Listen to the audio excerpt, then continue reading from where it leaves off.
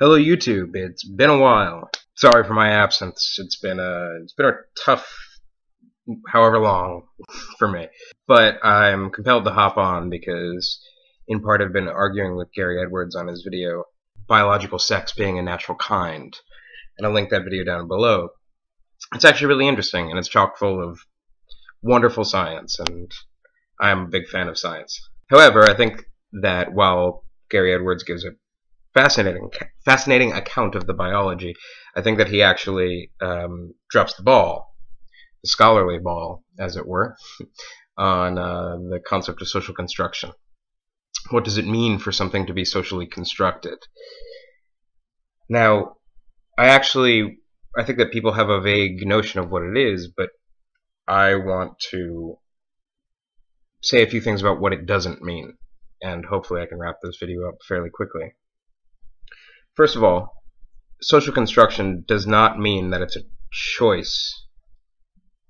If we say that gender is a social construction, it does not follow from that I as the individual can simply invent a gender, or that I can simply choose to be another gender. That's a very common mistake. People seem to hold that if something is a social construction, then it follows that it is my choice to do it. That's not what that means at all. What social construction is going to be an analysis of concepts, it's going to be an analysis of language, and it's going to be an analysis of norms. Right? Now, I, personally, as an infant, even before I was an infant, I was classed as being male. At no point did I choose to be a male. Right? I think that this is integral to the argument of transgendered people. At no point did they choose to start conceiving. If I were transgendered, I would start conceiving of myself as a female. Maybe not start, maybe it always happened from the beginning, or however that works. I don't want to necessarily lay any claim on how that works. I want to say that the argument of the transgendered people, when they say that gender is a social construct, is not that they choose to be this gender or that gender. Rather, the classification by which we are recognized to be male or female is normative. It operates normative in the sense that it is something that is at work in our language. It's something that's at work in our concepts. It's something that undergirds our discourse. It's discursive. So again, I don't have choice over my gender. That classification was assigned to me, right? And it was assigned to the person who assigned that to me, right? If gender is a social construct, it is something that no agent chose, right? But rather it's something that has evolved. Some of the more new atheist people who might watch this might think of this in terms of memetics, right? Gender is a meme, right? Those classifications are memes that have evolved over time. What it means precisely to be a man, what it means precisely to be a woman, has changed, and it has evolved, and it has developed over time. The concept of a transgendered person didn't make sense 50 years ago. That in itself shows that there's a change. If something is socially constructed, we can't simply arbitrarily select it. Now, if we go further, as Gary Edwards is talking about biological sex, if we say that biological sex is socially constructed, and I'm just going to suspend that and say that may or may not be the case. Let's just leave the value judgment of that aside for the moment. If we're talking about biological sex, and if I say that's a social construct, it does not therefore follow that I can choose my biological sex. People may be able to struggle with what they conceive as their sexed being, right? They may intervene in their morphology and produce a different body, right? As transgendered people often do, and more power to them. I think this is a point that Gary and I would agree on. I think that we both affirm the right of transgendered people to intervene in their morphology however they like. So yeah, it's not simply that I can wish away my sex, my biology, my body. It's not where it's at. It's not a space of total freedom. Also, it is not a space of total determinism, right? It's not a space. The claim of the social construction is also not a claim that everything about me. It's not necessarily, at least, a claim that everything about me is prior to me, right? I think that someone like Judith Butler works very hard to preserve a sense of agency in her work.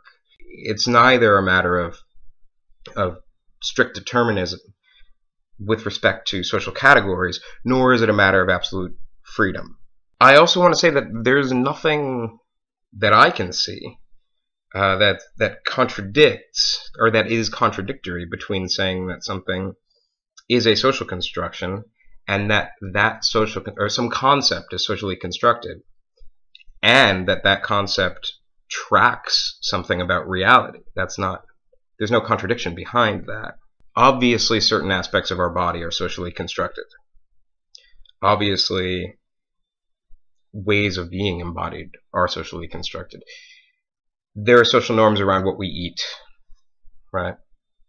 And that is going to affect what kind of body I have, right? There are social norms around circumcision, for instance, that's going to affect what kind of body I have. We don't live in a society, for instance, where we spike infants right after they're born, like a football. We don't live in a society where we defenestrate our infants' genitals, right? Like, these are social norms, and they are going to help shape the body of an infant. They exist prior to the infant. They're going to help shape the body of the infant until they come of age. And I think that there's always a struggle between what that infant grows up to be and whatever the society classed that infant to be from the start. That struggle isn't simply won by asserting something. I don't think that when a transgendered person, if I were to say I identify as a woman, that's not the end of that conversation. Maybe it ought to be, but it's not. Really, that's going to be a struggle that they're going to have to live with their whole lives, right? They're going to have to constantly, at least as things stand in our society right now, a transgendered person is constantly going to be in this struggle between their own will and the social classifications that preceded them. And that struggle is really what's being talked about when we talk about social construction. Now, the social construction of sex, of biological sex. Now, I've been fighting with Gary Edwards over this, and he hasn't changed my opinion, but I would give essentially a genealogical argument and say, look,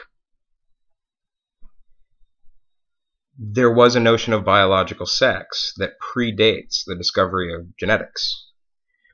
That notion of biological sex was tied to morphology. That was tied to genitals and such, right? That notion has fallen apart. That concept of biological sex has been falsified as genetics comes on the scene, right? And Gary Edwards brilliantly, I think, lays out a description of what these concepts mean in a more modern and a more technical view. And the most interesting part of that is that the genetic classification of a male or a female doesn't necessarily result in any particular morphology, right? Or the genotype doesn't necessarily result in a particular phenotype. There are all sorts of ways. It's not a straight line. There are all sorts of things that can happen sort of in between. We know that a concept of biological sex has been falsified. And years ago, there was a dramatic paradigm shift around how we conceived of what a body is, how a body was formed or is formed, and as such how sex, or what sex is. Right? We've seen a huge change there. There's a break, a discontinuity in the concept, in the history of the concept of biological sex. And at that moment, we could have said, well, this language, male, female, right, to describe these biological features doesn't work. So let's come up with a new taxonomy. Let's come up with a new way of classifying things. That could have happened. There's no reason why that... I mean, there are reasons why that didn't happen, I think, but there's no necessary reason, right? Nothing follows from the biology that I'm aware of. Please correct me. There's nothing about the biology that demands that we use these terms, male and female, especially when we're not talking about anymore what we always meant by the terms male and female. We've changed the referent of those words quite dramatically, as you can see in Gary Edwards' video. I would say that that decision was arbitrary, and it probably even wasn't a decision. But that move, however it took place, was arbitrary. It could have gone another way, and I think a better way. The reason why I think it's better, or it would have been better, to just come up with a new taxonomy instead of using these classical ideas, is that there's so much baggage attached to those ideas. There's a history around the concept of what it is to be a man or what it is to be a woman, and I think that this is liable to produce confusions. I think that lots of people are going to watch Gary Edwards' video and assume that he's arguing for a kind of gender essentialism, which I don't think he is. I think that he's arguing that when molecular biologists are talking about male and female, they're talking about something real. Now, I don't think that anything about the social constructionist position requires or is in contradiction with that. Yes, our genetics are very real. However, the lines that you end up drawing between male and female, according to the way that Gary Edwards described, those lines end up categorizing a different set of bodies into male and a different set of bodies into female than would otherwise be there, than would have been traditionally assigned to those roles, let's say. At that point, just use new language. Why do we need to use these terms? It's only to this extent that I would say that what Gary Edwards is talking about has anything to do with social construction. In using the term male and female, in using that terminology, we have constructed what I think is an illusion of a continuity of the history of the concept of biological sex. And that continuity I don't think exists. I don't think that we can look at the advent of genetics as confirming the existence of a classical view of biological sex, or finding its foundations, or something like this. In fact, as I said before, I think it falsifies that view. The most relevant aspect of social construction here is in that the illusion of that continuity. I think that that's something that is not just a social construction. I think it's a fiction, right? This is another mistake that I want to clear up. A social construction doesn't mean that it's a fiction, right? It doesn't mean that it's false or that it's less powerful than something biological or something like this. Social construction does not equal fiction. Social construction does not reduce to self-identification. It's not a matter of pure agency, it's not a matter of pure choice, and it's not a matter of pure determinism either. Everything is more subtle than this. Again, what is socially constructed here and not just socially constructed, but I think fictitious, is the idea that there is a continuity between what Gary Edwards is talking about as biological sex and what scientists 200 years ago would talk about as biological sex. That thread is broken. And due to that break, I think that the application of old terms to describe these new insights is problematic and even arbitrary. Now, notice that nothing that I've said is contra biology. Nothing that I've said here is against the biological facts that Gary Edwards put forward. It's simply how we talk about those facts. And how we talk about those facts extends out not just to a scientific discipline, but to a political discourse, to a social discourse, to all sorts of things. It's a little too easy, or it's a little too close between saying biological sex is a natural kind in the sense that Gary Edwards means it. Because I think in the sense in which he means it, yeah, fine. But it's a little too close from that sense to an actual essentialism by which someone who is transgendered can be viewed as unnatural or something like that. And I imagine there is some percentage of people who will watch Gary Edwards' video and take that away from it. And I think that that's irresponsible, honestly. I think that the phrase biological sex is a natural kind is very heavy-handed. So again, I think that Gary Edwards' video is a wonderful explication of ideas in current molecular biology. I think that he really drops the ball on what social construction is.